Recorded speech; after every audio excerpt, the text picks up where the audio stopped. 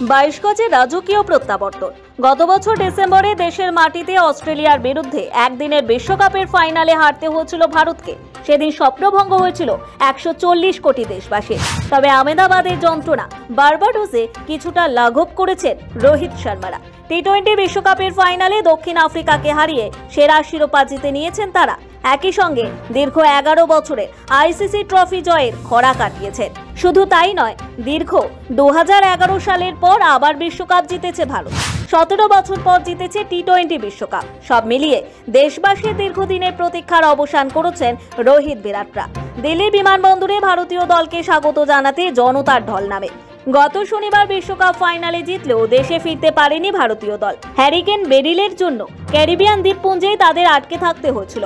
অবশেষে বৃহস্পতিবার বিশেষ চার্টার্ড বিমানে 16 ঘন্টা বিমান যাত্রা করে দেশে ফিরল বিশ্বজয়ীরা। দীর্ঘ বিমান যাত্রার পর দেশে ফিরল রোহিতদের মধ্যে ক্লান্তির সামান্য ছাপও দেখা যায়নি। বিমানবন্দর থেকে বাইরে বেরিয়ে সমর্থকদের সামনে প্রথম জয় করা ট্রফিটি উঁচিয়ে ধরলেন রোহিত। অস্ফুটে যেন সমর্থকদের সেই ট্রফি তিনি উৎসর্গ করলেন। সমর্থকদের সঙ্গে বাদ্যের তালে পা মেলাতেও দেখা গেল ভারত অধিনায়ককে। বিমানবন্দর থেকে টিম বাসে সোজা হোটেলে চলে যায় ভারতীয় দল। সেখানেও উৎসবের মেজাজে দেখা যায় গোটা দলকে। হোটেলের পক্ষ থেকে ভারতীয় দলের জার্সির রঙের কেক প্রস্তুত করা হয়েছিল। সেই কেক কাটেন ভারত অধিনায়ক। তারপর গোটা দল রওনা দেন প্রধানমন্ত্রী নরেন্দ্র মোদীর বাসভবনের উদ্দেশ্যে। টিম বাসে করেই 7 লোক কল্যাণ মার্গের উদ্দেশ্যে রওনা দেন তারা। দলের সঙ্গে ছিলেন বিসিসিআই সভাপতি রজার বিনি ও সচিব জয় শাহ। বেলা 11টা থেকে প্রধানমন্ত্রীর সঙ্গে বৈঠক শুরু করে ভারতীয় দল।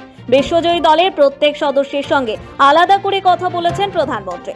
বিশ্বকাপের ট্রফিটি প্রধানমন্ত্রীর হাতে তুলে দেন অধিনায়ক রোহিত ও কোচ রাহুল দ্রাবিড়। চ্যাম্পিয়ন হওয়া ভারতীয় দলের বিশেষ জার্সিও নরেন্দ্র মোদীর হাতে তুলে দেন বোর্ড সভাপতি ও সচিব। জানা গিয়েছে, ম্যাচের বিভিন্ন কথা তিনি ক্রিকেটারদের কাছে জানতে চেয়েছেন।